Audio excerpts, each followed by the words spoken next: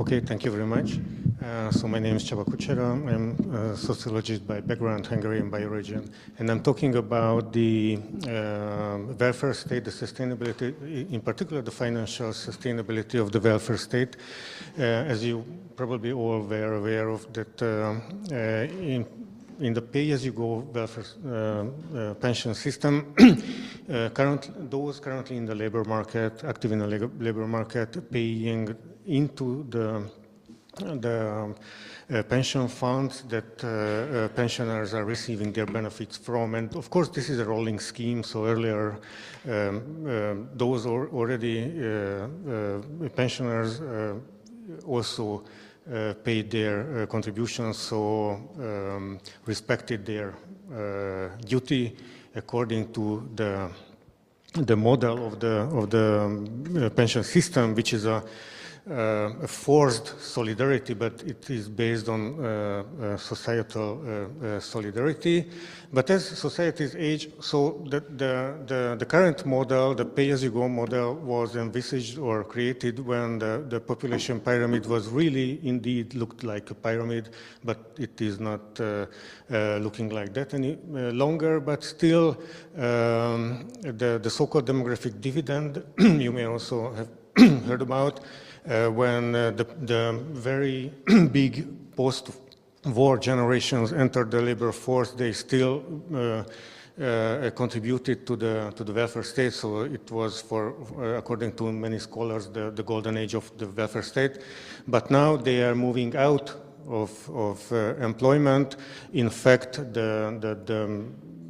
those in Hungary, the peak of the demographic boom was in 54. So now they are in this year they will be 70 years of age. So they are in retirement for a few years now. And according to the European Commission's evaluation on midterm, we have a medium sustainability financial risk, and on longer term, we have a higher risk for its sustainability. And in particular, if pension, of course, is just one of the social welfare priorities. There are many others, so these are competing priorities. I mean, not to mention other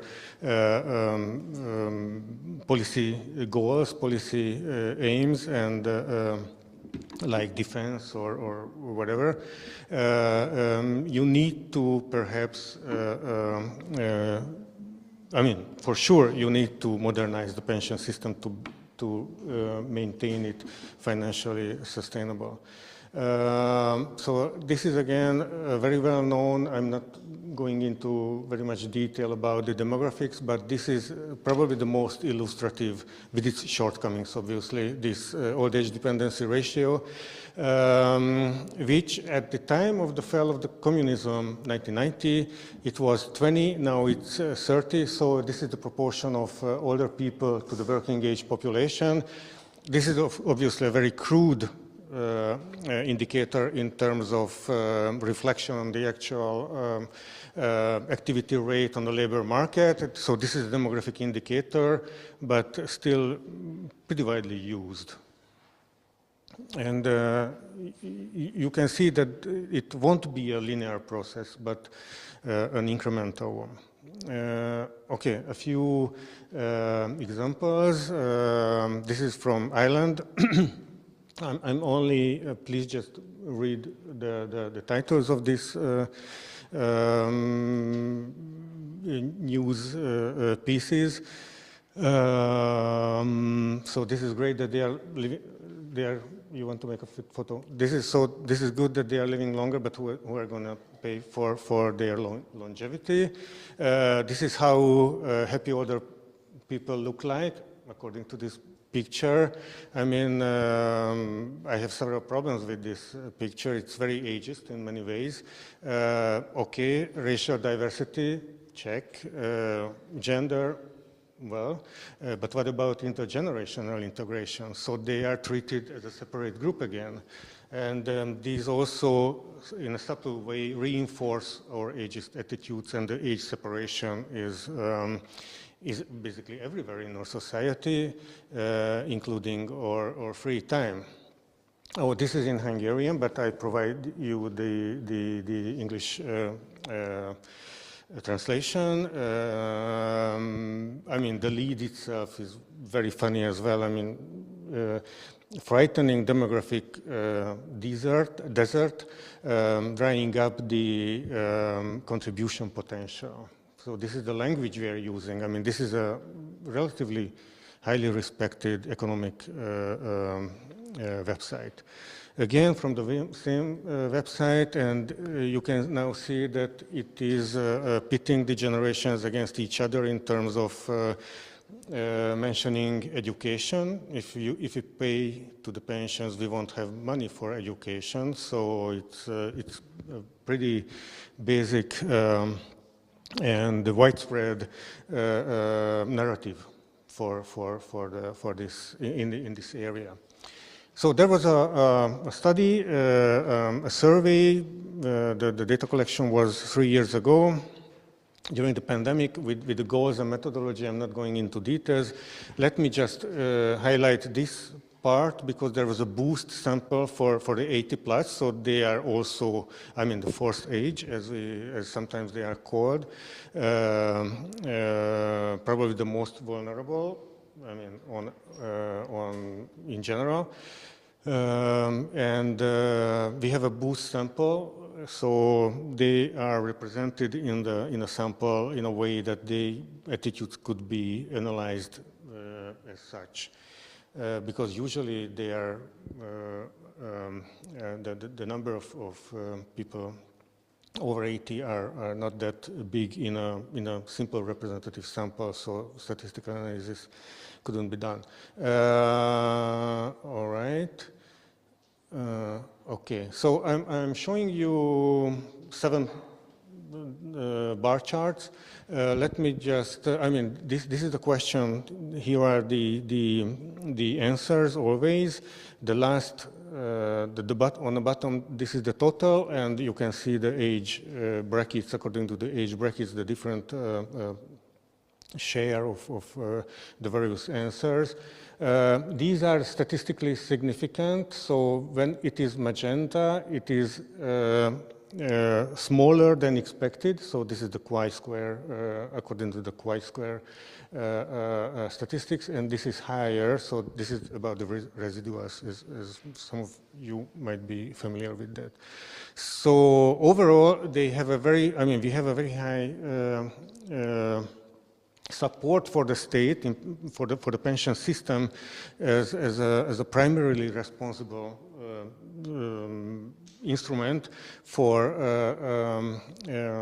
providing a decent standard of living in all days, so a sort of financial situation, I mean financial security for older people, while in particular in younger age, in this younger to mid-age, around the transition of that, in the 30s, mid-40s, they have a higher individualistic attitude about the financial security in old age. But I mean, this is still a very good support for the pension system. I mean, this is only for those under 65, or pension age is 65 at the moment. And this is important because if younger people, as it shows, don't trust that in the pension system, they may opt out or they may leave the country for another. I mean, migration is of course a big thing probably in all of our societies in Eastern Europe. And you can see that they don't really believe that they would get a pension when they get there. The next one, this is a high appreciation of this financial challenge. So most of the Hungarians acknowledge that there could be a financial problem in 20 to 30 years because of aging, so caring for the elderly, social care, healthcare, and also the pensions. So, I mean, roughly 35%. So roughly 35% believe that we could have I mean, they disagree, or rather disagree with this question that the state won't be able to pay for the care. And this one about, so this is exactly the question that one of the newspapers formulated as well. So this is a high acknowledgement again that because this is a high agreement rate, thanks, okay. So a high agreement rate that we need to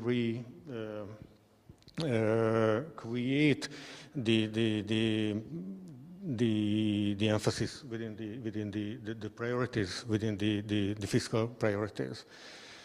So, I mean, if you have the chance to support one particular age group, I mean, All Saints, right? So older people would prefer older people, middle-aged people would prefer middle-aged people, and younger people would prefer younger people because, I mean, this was the answer. They must be empowered so they have a good start for life and they could contribute later. I mean, it was a longer answer. And, but this is also a relatively high, 1 in 4 couldn't choose. Okay, and the next two, I'm not going into detail just to save up some time, but if you read it, this is the pandan of the two. So this would keep the pensions at level, and the next one would keep the contributions at level, just to, I mean, you know, the balance of the two. So you can see in the very last chart that combining the two, 40% of our respondents overall would consistently in favor of supporting the pension and prioritize the pension above the contributions. This is the consistently against, but here we have inconsistent 40%, and this, I think, creates some problem because obviously, I mean, humans individually are inconsistent, period. We know that. When it comes to our welfare attitudes, we are also inconsistent. And when we have a 40%, we are not really, I mean, this 40% could easily be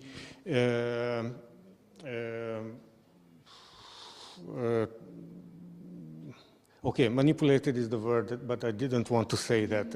They wanted to, I mean, this 40% could be influenced, sorry? Influenced, thank you. Could be influenced one way or another, so we need, I mean, this is just conclusions. This is a discussion. I think it's more interesting. And One last comment, please. Okay. Then, okay, I leave it for the questions. Then the next one, the recommendations, maybe some will be interested in the recommendations. But when it comes to discussions, there's a high risk of this intergenerational solidarity to be